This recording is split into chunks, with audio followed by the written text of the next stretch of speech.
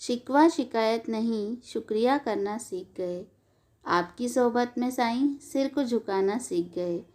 पहले मायूस हो जाते थे कुछ ना मिलने पर, अब आपकी रज़ा में राज़ी होना सीख गए।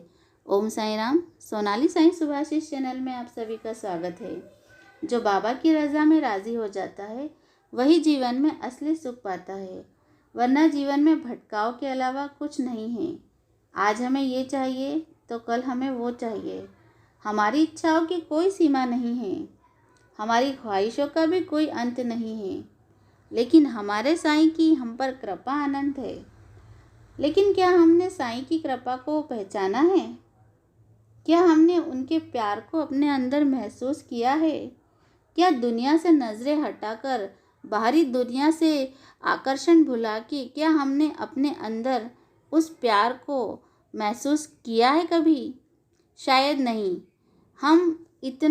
हमारा माइंड इतना रेस्टलेस रहता है कि हम बाहरी उलझनों में उलझे रहते हैं और बस बाबा ये चाहिए, वो चाहिए, ऐसा कर दो, वैसा कर दो। तो ये सब क्या है? ये भटकाव ही है। सच्चरित्र की एक घटना मैं आपको सुनाना चाहती हूँ, जिसमें उन्होंने अपने भक्त का सही मार्गदर्शन किया और उस भक्त ने भी बाबा के बताए हुए मार्ग को ही चुना। अहमदनगर के दामू अण्णा कसार अपने मित्र के साथ एक रुई का सौदा करना चाहते थे। उनके मित्र ने उन्हें बताया कि इस सौदे में कम से कम उन्हें 2 लाख रुपए की लाभ की आशंका है। अब दामू अण्णा तो बाबा के परम भक्त थे और वो कोई भी निर्णय बाबा की इच्छा के विरुद्ध नहीं लेते थे।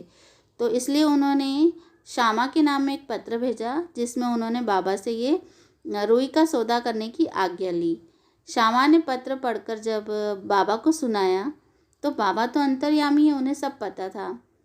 उन्होंने श्यामा से कहा कि दामू अण्णा को कह दो कि उन्हें किसी चीज़ की कमी नहीं है। क्या वह अपनी दाल रोटी में खुश नहीं है? क्या वह और अधिक पाना चाहता है? भगवान की कृपा से उसे जो कुछ मिला है, क्या उसमें उसे खुशी नहीं है जो वो और लालच करना चाह रहा है?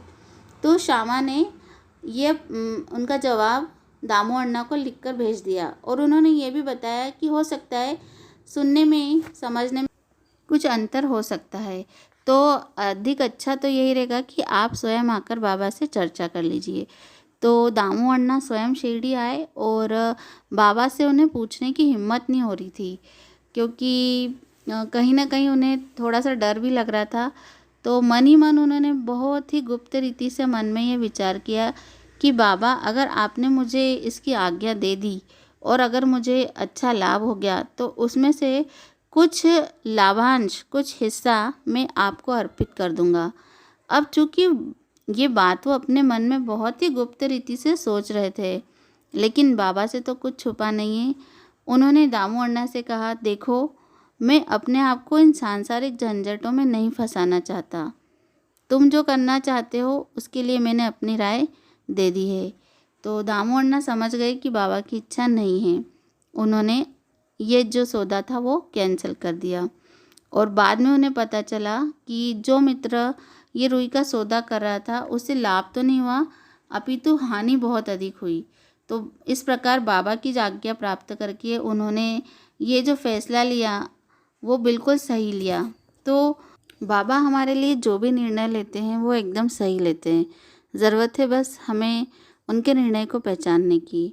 इसी प्रकार दामू अण्णा को उन्होंने अनाज के सौदे में भी होने वाली बहुत बड़ी हानि से बचा लिया था।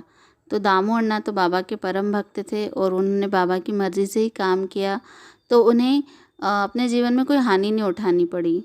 इस प्रकार मैं भी क्या करती हूँ, अगर मुझे किसी बात में कन्फ्यूज़न होता है, मुझे समझ में नहीं आता है कि मैं ये काम करूँ या नहीं करूँ, तो मैं बाबा के आगे 2 पर्चियाँ रखती हूँ, हाँ और नहीं, दोनों पे ओम साईं राम लिख कर, और एक में हाँ लिख देती हूँ, एक में नहीं लिख देती हूँ और विनती करती हूँ बाबा से कि आप मुझे सही राह दिखाओ। और फिर उसके बाद मैं अपनी बेटी से वो एक पर्ची उठवा लेती हूँ। तो जो भी निर्णय आता है वो अभी तक का तो मेरा ये एक्सपीरियंस है कि बिल्कुल सही निर्णय हुआ है। और कभी कभी मुझे ऐसा भी हुआ है कि कुछ डिसीजन मैंने अपने मन से ही ले लिए, मुझे ध्यान ही नहीं रहा कि बाबा से पूछ लूँ, या इतने जल्दबाजी में ले लिए कि अगर मुझे लगता है कि बाबा से पूछना चाहिए था। तो अगर हम बाबा से पूछते हैं तो वो हमें बिल्कुल सही राह दिखाते हैं।